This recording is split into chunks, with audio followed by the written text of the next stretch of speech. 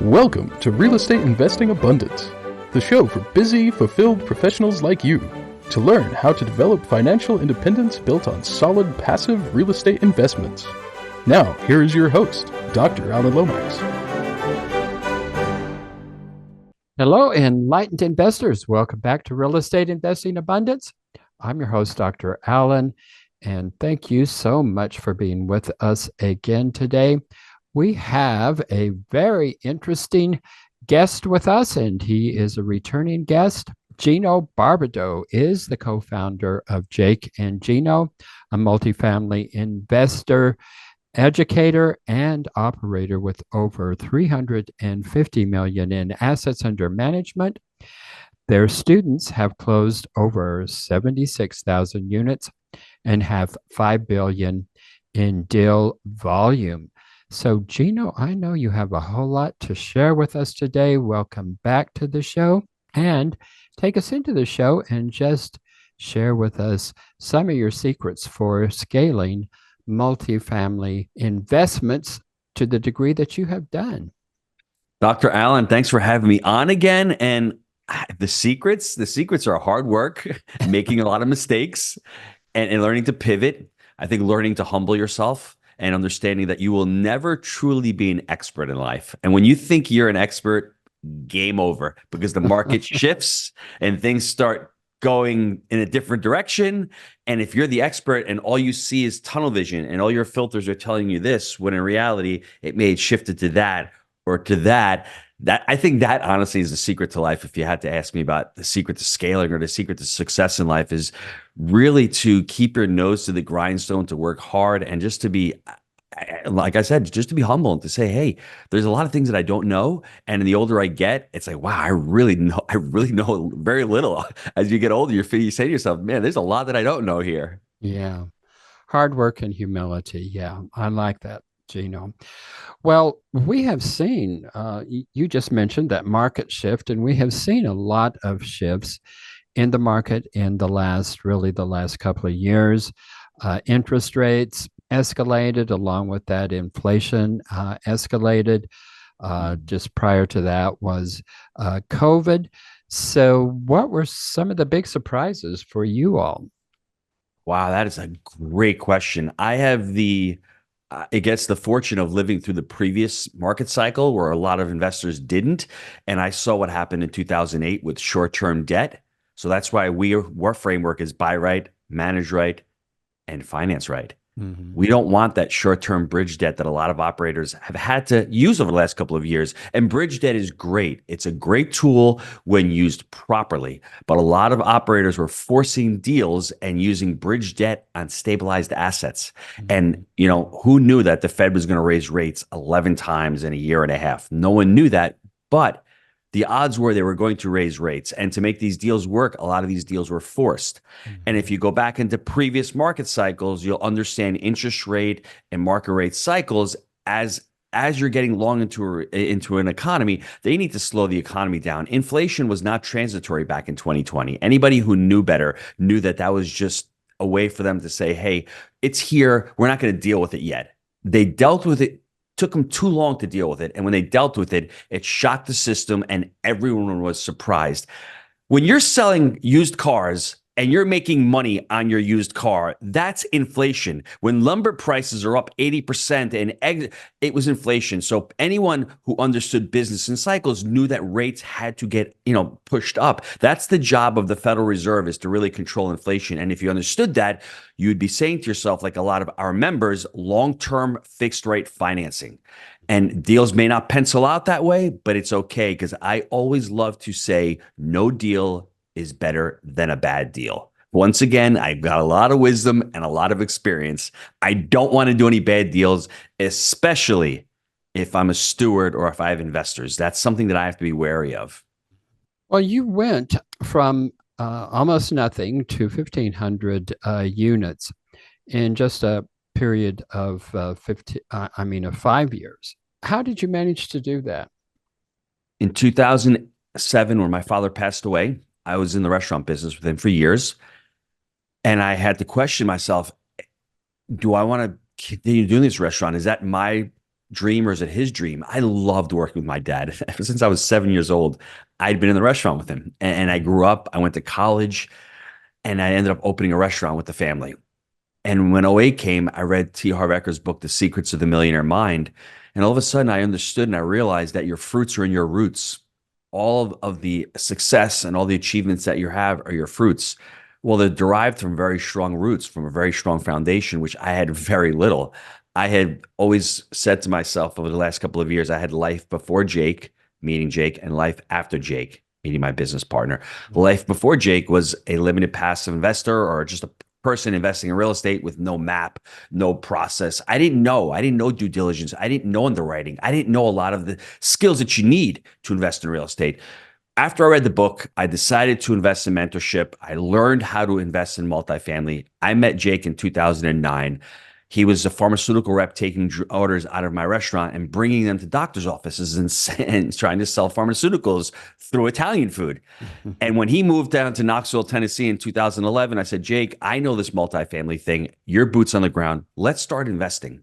So I had already a foundation beneath me from making all of those mistakes. And in 2011, you may say it's lucky. Some people may say, hey, you're crazy. But that was the opportune time, I think it is right now, where the market was really in the doldrums. There was no financing. GDP was low. You couldn't raise capital. There were deals on LoopNet. It still took us 18 months to find that first deal. But after we bought that first deal, the second deal came 3 months later. And then 6 months after that, we got our third deal. And you can look back and say that was the time. But it's pretty easy to say that was the time. Everyone was running for the exits. Everyone was burned from the '08 recession. And if you fast forward to what's going on right now, if you're a limited partner, a passive investor in deals, you're getting capital calls. You may be having some foreclosures. There's going to be some pain going on, but there's also going to be a lot of opportunity. And for me, I think the key to us scaling our portfolio was really focusing on systems and focusing on what we call our core values and what we call a cadence of accountability. You know, Dr. Allen, once you start looking at real estate and even multifamily, but any real estate niche, once you start looking at it as a business, everything changes. You're not just buying real estate. You're not just becoming a landlord. You're buying a cash flow generating revenue that has a future stream of revenue. And if you're looking at every single deal from that lens, and you can apply basic principles and basic systems, and you start managing it, and you start adding key performance indicators into your systems and into your business, all of a sudden you can start to scale that business. Well, good advice. You mentioned core values and cadence of accountability. Go into that a little bit more. What are your core values and what do you mean by cadence of accountability? You know, when I had the restaurant for over 20 years, I only had one restaurant. I was the prototypical mom and pop.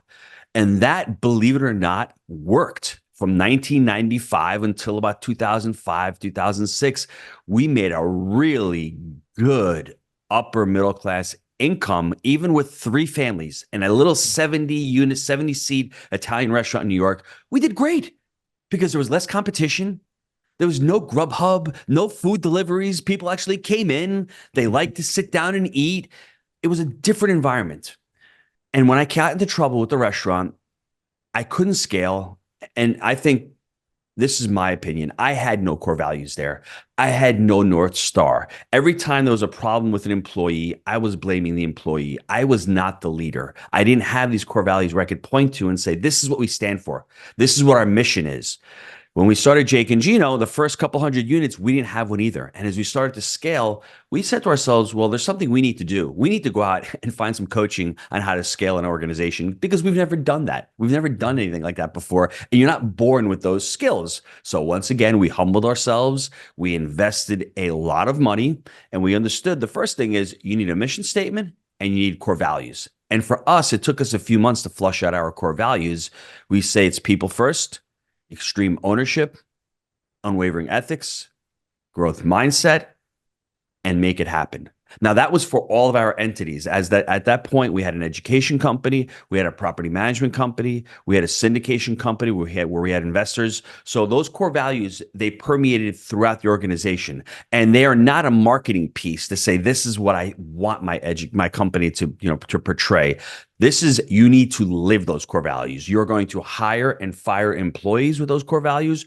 You're going to hire and fire vendors with those core values, and even investors. If you're soliciting and you're taking money from investors, you want to be able to show them those are your core values that you're living by, but you also need to align with your investors with those core values. And for me, once we had those, it was a lot easier to build a culture within your organization. And you know probably as well as anybody, your organization is only as good as the people that you employ. If you have great employees, you're able to scale. And how do you get great employees? By sharing your vision with them. And these core values for us were a great way to do that. And as far as the cadence of accountability, once again, thanks to Gino Wickman and to Scaling Up, Vern Harnish's group, understanding that your business life, as well as your family life, needs to have certain rhythms. And we call them a cadence of accountability, whether it's quarterly meetings. Yes, every quarter for 5 or 6 hours, we meet that one day and we plan our priorities for the next quarter. Every morning at 8:45, I am on a daily huddle with my team here at Jake and Gino, and we're going through our wins from yesterday. We're going through what we need to do today, and we have any stucks and challenges. We have weekly meetings with all of our team members. Jake has a weekly level 10 meeting, what Gino Wickman calls, with his property managers and with the maintenance techs. Having these touch points and these cadences of accountabilities has allowed us to scale, has allowed us to keep control and to build culture within that organization that we have. When I had the restaurant, I didn't have a cadence of accountability. I didn't have core values. I didn't have any expectations set with my employees. And that's why I only had one restaurant. And that's why I had a job. I did not have a scalable business. Does that make sense? Yeah, that makes perfect sense. And, thank you for laying it out there in plain English and in an understandable format there. The core values that you talk about, can you give us some examples of how employing those core values changed your business? Because as you mentioned, there was a dramatic change in your business once you really set those core values. So can you give us some examples of how? Yeah, I can give you two specific examples. We were doing a bus tour with our Jake and Gino students. It was a little over 2 years ago, and we were visiting one of our properties. And Jake had called the landscaping company on a Wednesday, making sure they were going to cut the grass and make the property look great. Saturday morning comes, I'm on the bus with Jake. We get off the bus, and my brother, he's turning red, and he's pissed. And I don't really notice why. He gets out. They had not showed up. Well, why didn't they come? Why didn't they come and do the job that they were promised to do? Jake got on the call with them Monday, says, goodbye, see you later. Just did not take that nonsense. Whereas sometimes we may say, oh, they were busy or they didn't have time. We had a set plan. You made me look really bad in front of my education company. We talked about these core values and holding accountability. Now, that may be difficult during COVID. I understand, but that's short-term pain for long-term gain. I really believe that. And that is the hardest thing as an entrepreneur to do, is to see to yourself, wow, I may have to let somebody go. And in the short term, it's going to be really challenging. But in the long term, it's going to be for the benefit of the organization, because you're going to see your employees are going to pick up and go, well, they're letting that slide. Do they really live by their core values? And I think the other example would be just an employee coming in, an assistant manager saying, well, that's not my job. I don't, mop the floors, let's say, for instance. Well, if I can do it and you're telling me it's not your job, you're not a fit for us. So understanding that when you're, interviewing people and laying those core values out and actually sharing with them your core values and saying, how have you lived your life or your previous job? Did you exhibit any of these core values? It's really, really important. And I think for us, trying to align ourselves with vendors, whether it's a property management company, whether it's an accountant, or my K1 is going to show up by March 15th. Whether it's a securities attorney, I need my PPM and my documents as soon as possible. You promised next week. I can't raise capital until I get them. Well, if they're late, great. What happens? Are you going to live by your core values and say, you know what, extreme ownership? You did not have extreme ownership. I need to look for somebody else. It's all about laying them out and setting expectations and being an adult and leading by those core values. Yeah. And that is that's challenging, and It certainly is. without really laying those core values out, it it could be very easy to just let that slide. I mean, like the example with the landscaper. I'm sure they'd been working with you for some time. You had a relationship with them, and that's challenging to go, our relationship is over. You really let us down. Um, that's Being an just, entrepreneur, Dr. Allen, being an entrepreneur is challenging. It's a lonely road, and you've got to make decisions. And everyone says, I want to be my own boss.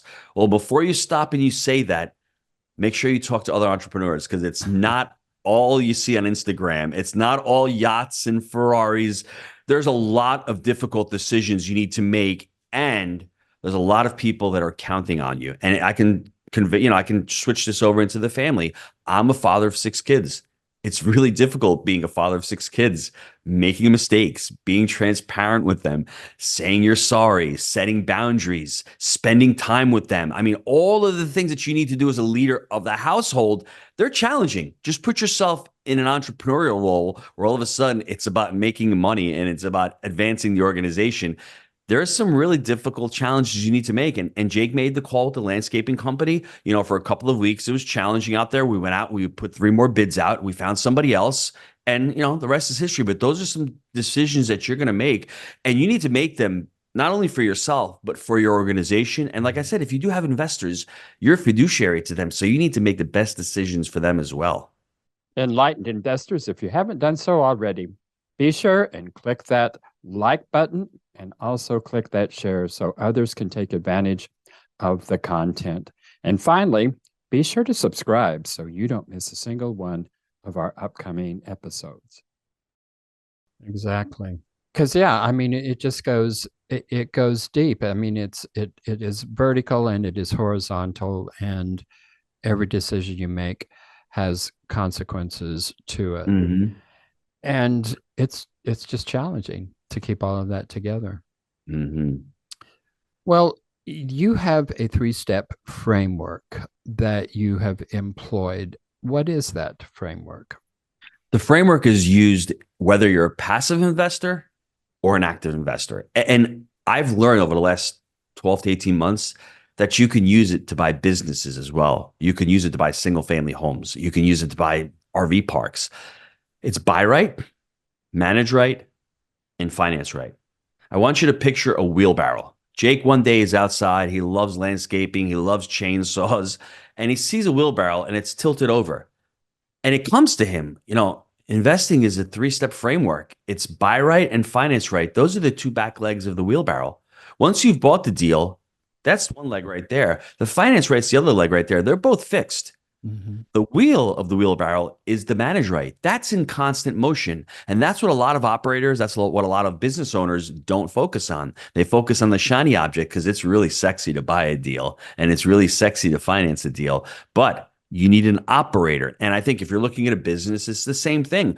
Are you buying the business based on fundamentals, based on finances? Are you financing it? How? Creatively, SBA? Are you going to a bank? And then ultimately, are you driving the operations of the business? So if you can focus on those 3 pillars, I mean, I think you will dramatically decrease the risk in your assets. And like I had said previously, life before Jake, no framework, no map, no process. And life after Jake, once we bought a couple of deals, we saw that every deal that we bought, if we could fit that criteria based on those 3 pillars, and to, I guess, extrapolate it a little bit further, when you're looking at a deal, specifically in real estate, in this buy right framework, before I met Jake, everything to me was a deal. I'm going to look at multifamily. I'm going to look at 10 units. I'm going to look at 100 units. I'm going to look in several different markets. Your buy right criteria is what you're focusing on. And this is different for everybody. And this continues to change as the market cycle evolves. So for us, our buy right criteria right now, we're focusing on within 3 hours of Knoxville, Tennessee, because we are vertically integrated. We like to manage our assets. So that's where we are. We like to look at median incomes of at least $50,000 or above. We like to buy townhomes, preferably with garages. We love that kind of unit mix, 2 bedrooms, 1.5 bath townhomes. We love assets or units that have washer and dryer hookups, great amenity. We like brick. We like assets that are a little bit newer in this part of the market cycle, 1980s and newer. As you can see, I'm formulating this criteria. So when I put it together and I'm having conversations with brokers, well, they'll be like, oh, Gino's looking for that deal. I'm going to send them over that deal. And what it does to us, it keeps us focused on the assets. It doesn't make us look at other deals. It doesn't make us look at other opportunities. We're focusing on the opportunities that we're putting down on our buy right criteria. And unfortunately, it does change as the market cycle changes, because when Jake and I started buying deals back in 2011, the C properties, the value add properties, those prices were ridiculously cheap. So we focused more on those assets. As the market cycle has gotten longer and it's gotten, those C prices are getting a lot closer to the B prices, we're tending to look for the newer assets that have a lot less deferred maintenance. Pricing has gotten pretty similar. Now in the next 12 to 18 months, I think those C properties are going to drop in price. So we'll continue to look at those. But it's always through the function of buying right, having long-term fixed rate financing, and being able to employ manage right principles. Enlightened investors, we're visiting today with Gino Barbaro. So Gino, tell us about Gino Barbaro and your company and how it is we can find you. jakeandgino.com. It's really interesting. For the last 7 years, have been focusing on active investors. I want to get, people in the Jake and Gino community to do deals and teach them this framework. And it dawned on me over the last 6 months, a lot of chatter from limited partners being frustrated with deals that are having capital calls, deals that are not working to their liking. So I decided over the last 2 months to create what I call Passive Investor Pro. I want to teach limited partners and passive investors to invest in real estate.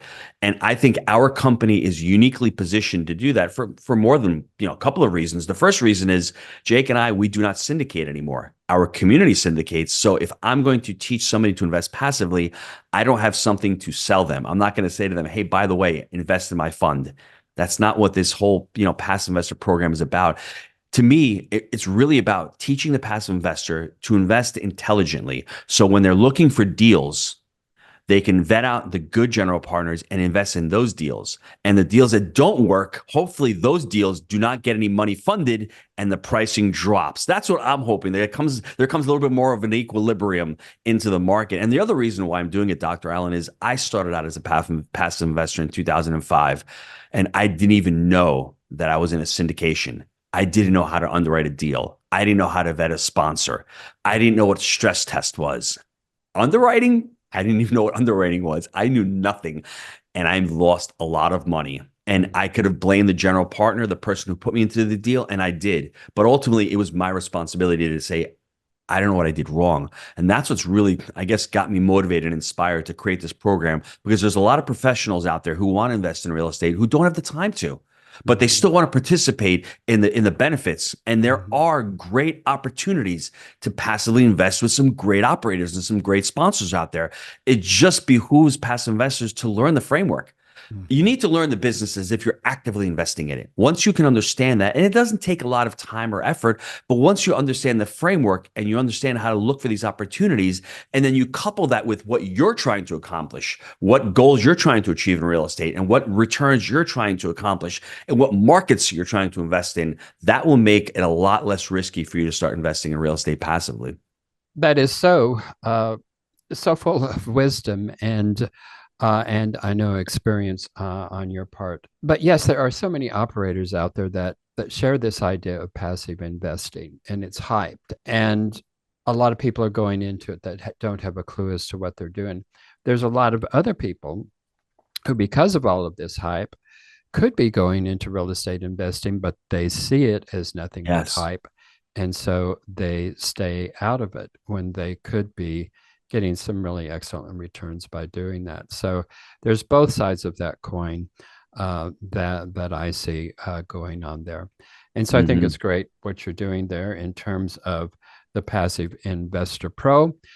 So if you're looking for education, go to Gino and Jake's. Gino, I'm curious, you and Jake were friends before you went into business with one another. When you did go into business with one another, neither one of you really had experience in terms of real estate investing. And yet you've come together and you formed a very a long-term relationship, a dynamic relationship, a relationship that has transformed you, both of you, as individuals. What's the dynamic in that relationship that made that work?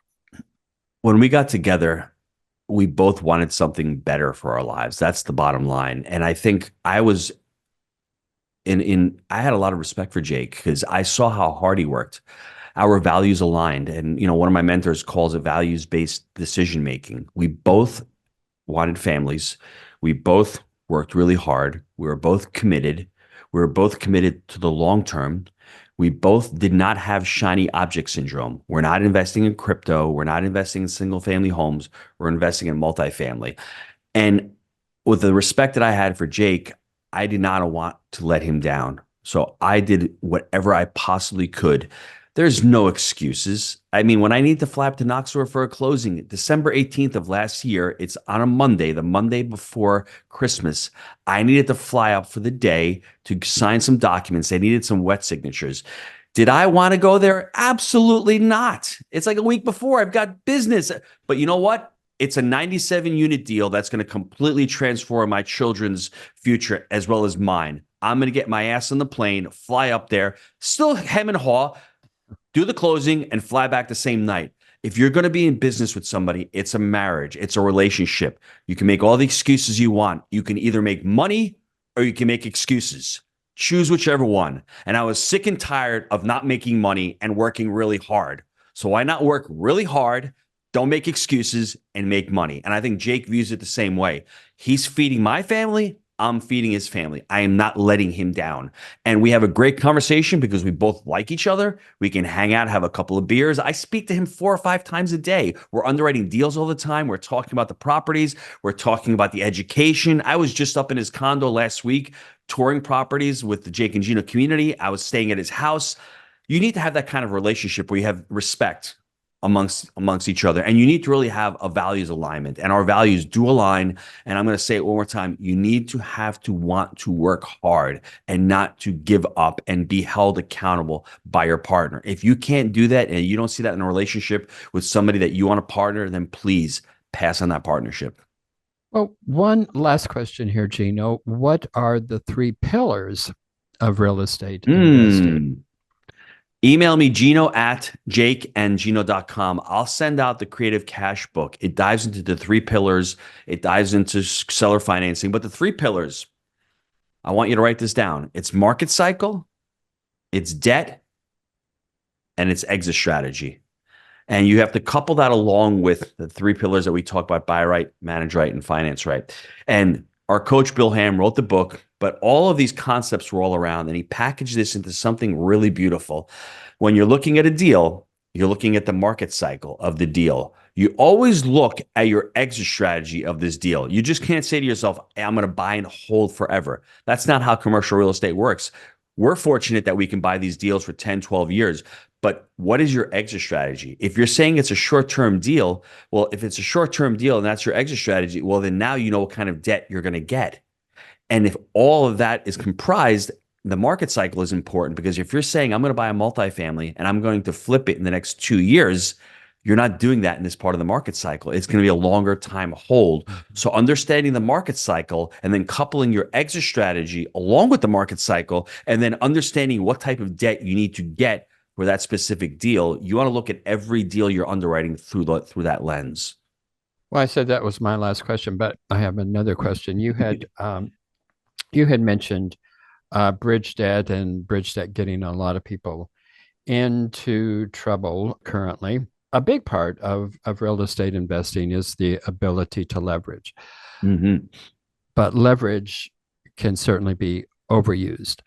What are your parameters there in terms of leverage?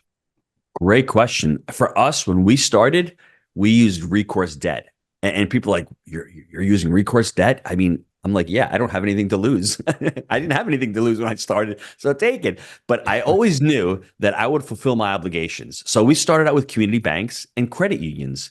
And then from there, we were able to refinance our properties from community and a credit union to agency, to Fannie and Freddie. We would get it onto non-recourse debt. Over the last couple of years, we've had to pivot back to community banks and credit unions. They're recourse debt, but they're a great alternative. They give us 5-year terms. Credit unions are loan to cost, where we're able to put in the loan proceeds, the rehab proceeds into the loan proceeds. So if you're getting an 80% loan to cost, 80% of the loan rehab is in the loan itself. It's amazing. It's an amazing tool. And it also gives us a 5-year window. It gives us a much longer runway where we can refinance that property. We just recently, about a year ago, refinanced one of our portfolios. We did a 55% loan to value because rates were a little bit higher. We got a much better rate. We pulled out a little bit less equity than we wanted to, but a 10-year term, interest only, very good. If the world goes to the hell in a handbasket, we've got enough equity in that deal. We haven't straddled ourselves with a ton of debt. I think it behooves people, especially when they're starting out, be wary of leverage. It can work both ways.